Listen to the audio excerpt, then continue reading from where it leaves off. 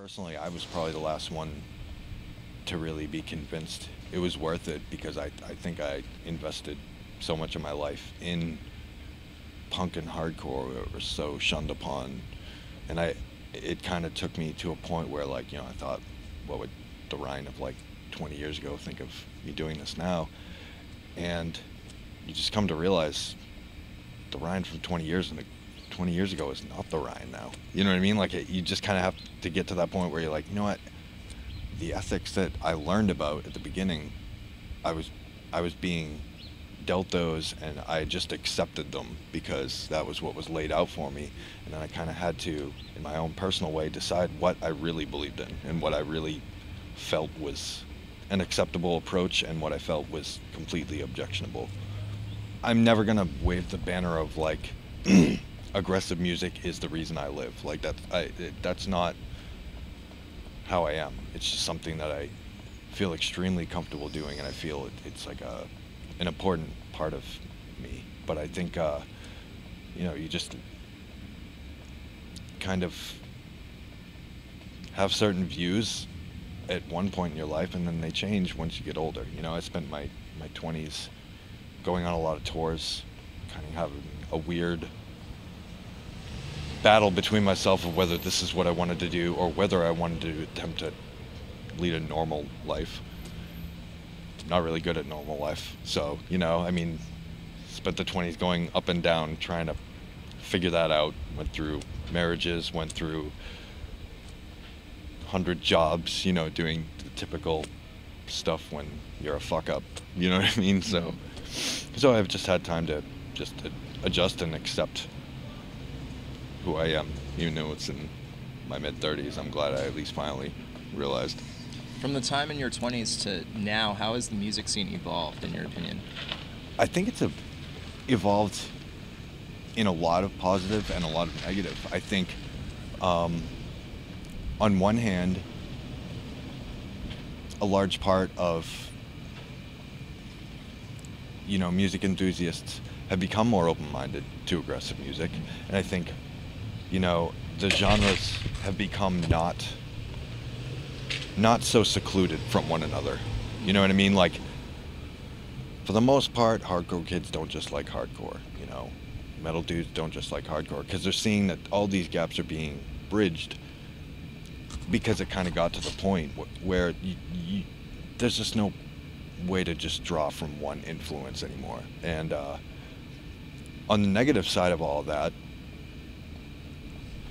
kids are allowed to be jaded at this point because there's just so much saturation everywhere you look of especially this type of music, where it's easy to not like bands anymore. It's easy to judge bands, judging books by their covers. You know what I mean? And for me personally, the way I've viewed a lot of what I've seen is that kids are quick to write off a band because they hear an instant part of it and it triggers them thinking of some other band.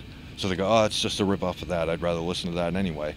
And then there's 100 bands in back of that band that are able to be checked out. I mean, you have like so many music outlets online that you're able to just, between downloading, like all the last FMs, all the MySpace things, everywhere, everything's streaming. Everything is available for download. Everything, you know what I mean? And so there's just so much music that you are able to attain that it's hard to choose what you can actually enjoy, because you're so busy just feasting your mind over and over on so much different stuff. Like you can buy 300 CDs, but then maybe you listen to them once and then you forget you have it. Like that. Yeah. That's the thing now. And like, it's not to say that it was different 15 years ago, but I think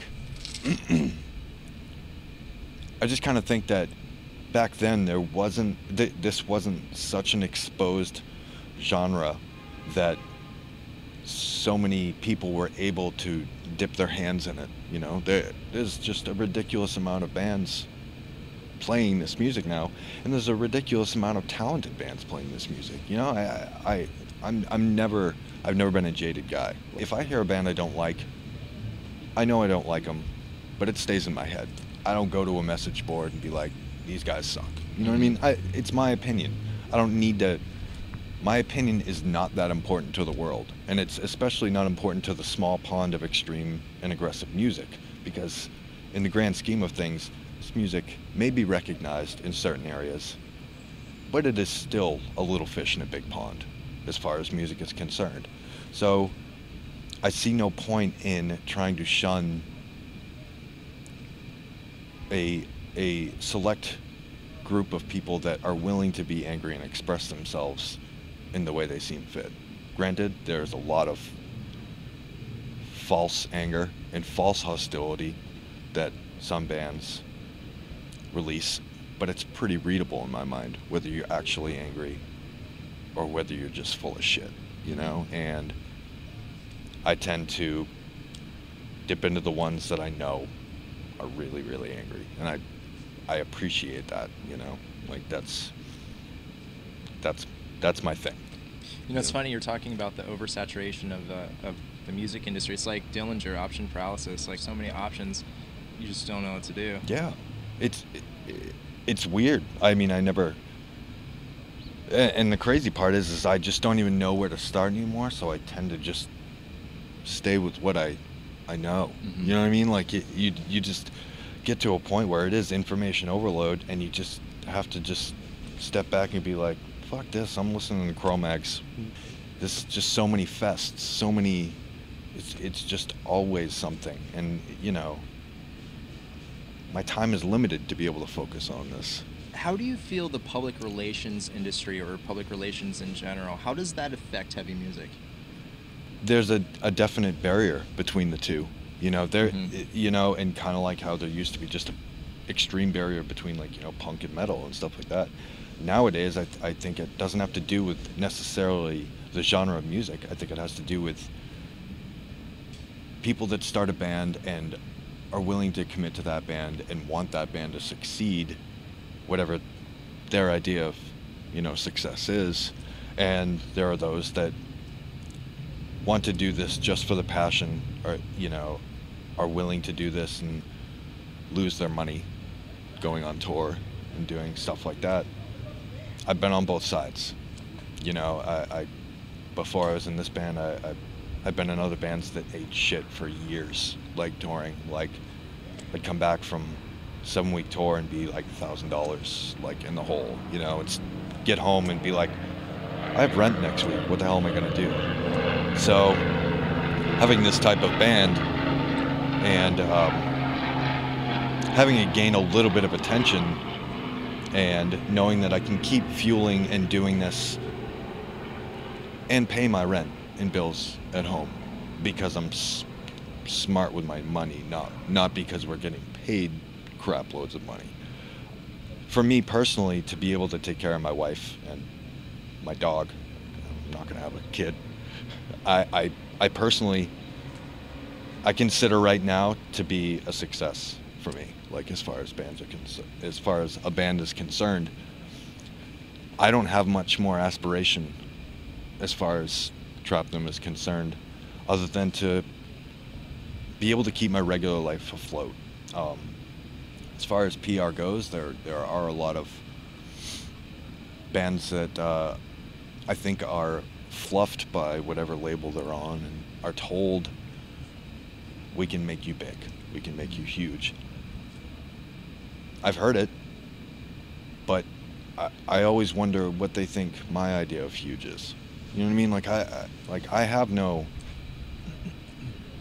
life's goal of playing in front of 100,000 people. You know, it's awkward sometimes even playing a place this size and seeing more than 100 people in there. You know what I mean? Like, yeah. It's just like, and I think that comes from doing it for so long and playing basements to 5 people and being happy they were there, to then it just slowly progresses. So I don't know if younger bands that start out now that grew up on, you know, metalcore and when genres started to change and witness the popularity of how that music, like the attention those genres got. And I don't know whether a lot of kids who start bands now identify with that and think that's what they're able to do immediately. But then on the other hand, there's always going to be awesome hardcore punk bands that don't give a fuck, and that's more what I identify with. That's what I get excited about. So, I mean, success is always just going to be different in everyone's mind. What are some of those bands that don't give a fuck that you admire today? I think the band I love more than anyone right now, as far as a lot of, I listen to a lot of hardcore and punk. I really don't listen to a lot of metal, but in the hardcore and punk community, I have a lot of respect for bands like Vaccine and Mind Eraser, and you know, even bands like Mammoth Grinder and Hatred Surge, and you know, bands of that ilk, which are extremely angry and have that way of getting that anger out in 1.5-minute long songs, and you know, just have that rage. And I mean, I think there's on that side, and then there's like, you know, in the 90s, what really like gave me passion is bands like, you know, Catharsis and From Ashes Rise, His Hero's Gone, like all of those bands who really just didn't give a fuck. They just wanted to get, like, they wanted to play that show and not care if it was their last show ever. Like, they just went out there and they tore faces off, you know, and you recognized it. And I think that, like, that's what I always see. And there's just so many bands that I still once in a while get to witness, like a newer band. Like a band gave us their demo on the last tour we did. It was just some young kids from LA, and they were like, "We just finished recording today. We have one copy. Can I give it to you?" And I was just like, "Absolutely." And you know, after a couple drives, I was able to listen to it, and I was just like, "Holy shit! Like this is so pissed. This is so awesome!" And I immediately emailed them. I'm like, "Guys, this is amazing. Like I'm not blowing smoke up your ass. This shit is fucking awesome." You know, and you know, they write back and they're like, "I can't believe you emailed." And I'm like, "Well, what do you think I'm gonna do? Like, you gave me your recording. Do you think I'm just gonna, like, you know, throw it out the window like a frisbee?" Like, they were called a Slave. I met the guys and talked to them for a little while at Chain Reaction in November, and they were really enthusiastic. And anytime someone comes up and talks to us and they're really stoked to, like, see the band, that right there, I'm happy, you know. I'm happy about that shit. I'm never gonna get sick of whether it's like one kid there that you can tell isn't back just enjoying it, you know. It's always gonna be awesome. And no, I mean, they gave me the demo and it was just, it's great, totally great. It was so pissed, and I was just like, yes, yes, your band likes my band. That's fucking awesome. That pissed, I don't give a fuck attitude, was that something you were trying to portray with Darker Handcraft? Yeah, definitely. I mean, this record is hands down the most, in my eyes, the most hardcore punk thing we've done. Like, I think it was the way Brian and Chris approached it, like writing the music, because Chris is much more on the punk side, played in punk bands for the last 25 years.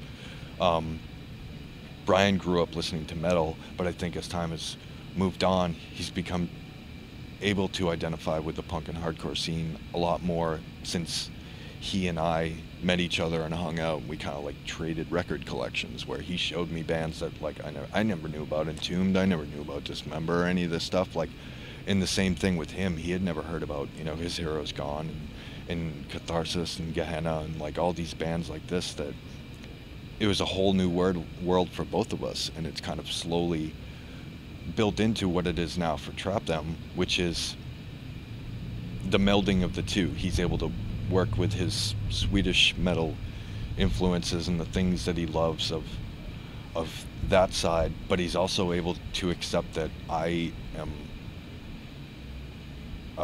you know, a hardcore singer.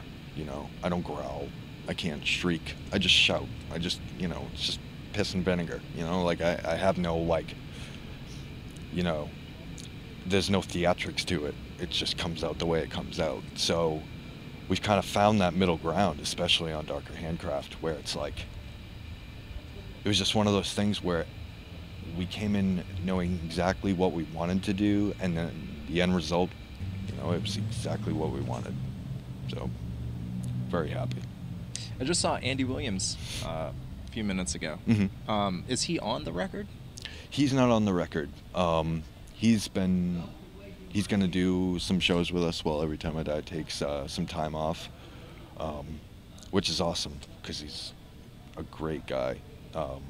Getting to know those dudes on the tour was awesome because we've all liked them for years, and then, you know, to have the opportunity to go out with them and get to know them as people and, you know, share the stage with them every night. It was just a really cool experience, and I think Andy really gelled with Brian a lot, you know, over the things they love. And, you know, I mean, the opportunity came up, and we just thought it would be awesome. I mean, we've always thought about getting a second guitar player, so it's just nice to play a couple shows with a second guitar player and see what it's like. You know what I mean? This is almost like a trial run, but we get to have the trial run with someone we respect and enjoy having around. So it's a cool way to, you know, put our feelers out for exactly what we want to do. You know, I would love if Andy could, you know, tour with us all the time, but let's face it, he's got an awesome band of his own already, so, you know, I'm not going to take that away from him. Interesting enough, he was actually the dude who introduced me to you guys. Like, awesome. So, yeah, we've kind of crossed paths many times, like at shows. You know, we slowly met most of Every Time I Die when they would come out to certain shows. You know what I mean? And they've always been great dudes to talk to. So, just getting to know them, consider them friends, it's always nice. It's always nice when you can become close with a band you look up to, no matter who it is, you know? Like, I still get excited, like, when we get to play with, you know, a band that's only put out a 7-inch, you know what I mean? Like, just starting out, and for me, I'm all stoked, and I'm like, oh my God, we're playing with these guys, and, you know, they're like, oh, cool. Why is that a big deal to you? And I'm like, because that's my life's blood, dude. That's what I get excited about, you know? So, yeah, it's a great dude. He really is, and it was weird watching him last night.